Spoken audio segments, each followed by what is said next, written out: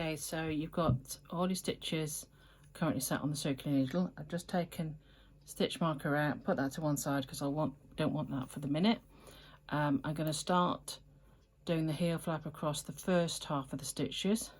The other half of the stitches will sit on the circular needle because the bit on the heel flap will go on these two needles. We'll talk about how many stitches you need to put on for the 44 stitch sock that you're doing at the minute, but if I just show you what I would do for a normal sock, I'm going to put those stitches back on the needle there. And then we can always talk about the numbers. So normally you would knit the next stitch because it's the start of the round, so you'd have the yarn back for knitting it.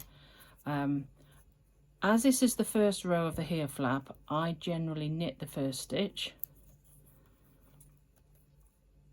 and knit the second stitch, but the third stitch you slip. So you just basically, as if you were going to knit it, slip it on like that. You can slip it the other way to purl it. For a slip stitch heel, I like to do it that way because it makes it a little bit crisper.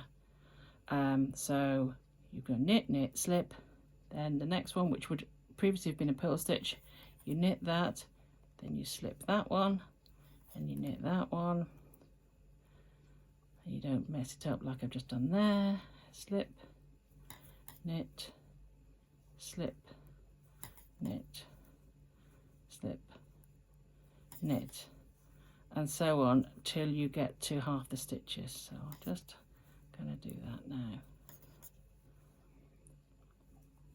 I'll need to count it in a second because I've not been counting as I go along because I've been talking. So for this one, 64 stitches, I would do 32, which is 16 repeats.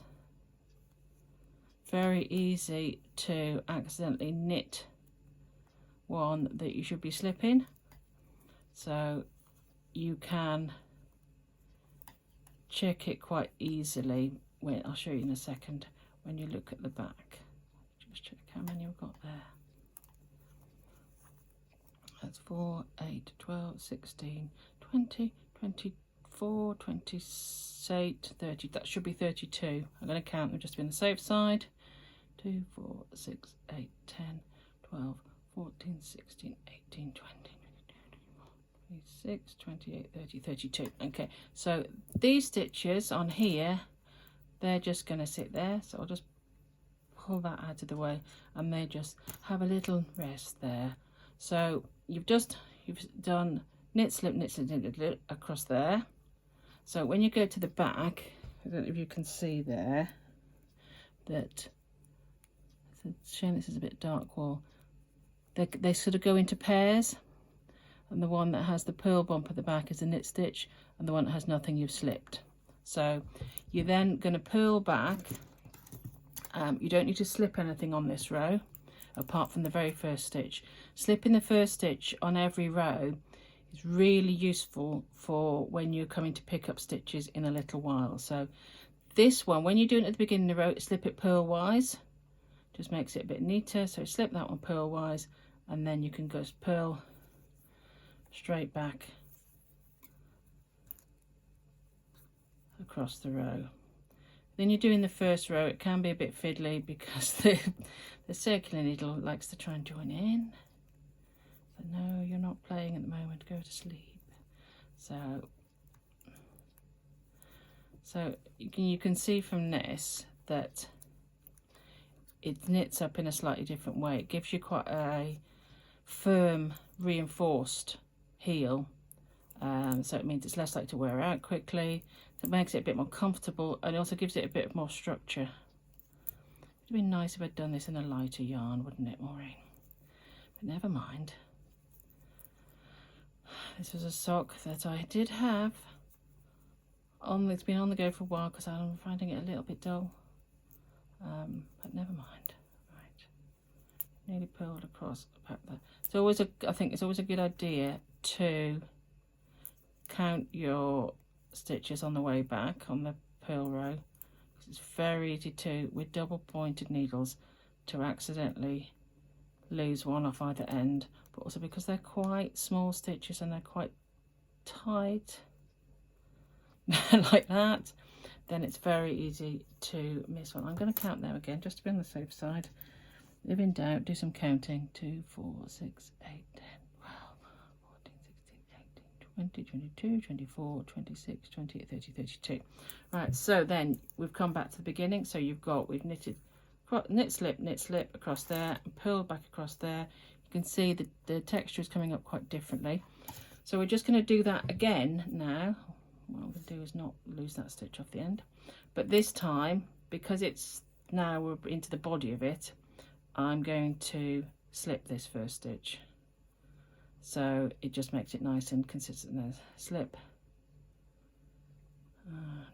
See what I'm doing there is thinking I'm doing a different heel, which we'll show you later, but not yet. So slip, knit, all the way across. I need some more yarn off this ball, like we did before. So, and then on the other side, you'll just purl back, slip the stitch at the beginning, purl back again. Oh, get out of the way. See, I can see from there that I've slipped that one, so the next one is knit. See, because that just goes across rather than knitting into the stitch. I'm making this more complicated than I need to be. I'm deeply sorry. I'm just going to knit back across there and purl back so you can see how it starts to form up into vertical stripes. Now, the socks that I did for, see, what's happened there is I'm not concentrating because I'm talking and I suddenly started knitting them all. So it's very easy done. So you can you see on there where the yarn that I'm working with has gone around the back of that one, has gone into that one. So the next one is going to be slip, knit, slip, knit, slip. So the one that I normally do on socks that gives the little honeycomb pattern, you alternate on the knit rows where the slip stitch is. So whereas this one is going to go in vertical lines, but it's just a little bit easier while you're getting your head around the structure of the sock. You don't want anything too complicated going on in the stitch as well. So I'm just gonna, oh look, there's a giant fly in here. I have had to exterminate about 7 flies today with the tennis racket of doom. And the back door is shut, so they must be coming in through the open bathroom window, which I feel is cheating and is very unfair. I'm just pulling back across there. I do hope this is still recording and that you can actually see what I'm doing. See, what I've done there, so I've made a deliberate mistake there, is that I've got the yarn caught round that, the other needle. So we'll just pretend I haven't done that, because you're not going to do that. And then I'll unravel that when I'm not recording. I've never done that before, but when you're recording, of course, never work with children and knitting needles. Right, so we've purled to the end, so that's our second pair. So I don't know if you can see there, you see these big stitches? Quite hard to see. So you've got these stitches here, they're going over 2 rows. So can you see that? See, you've got a big stitch there and a big stitch there. So eventually you'll do, for this sock I would do 32 rows altogether. So that's 16 knit rows, 16 purl rows. then you'll end up with a square flap like that, and at which point then you would go on to turn the heel, but we'll do that another time.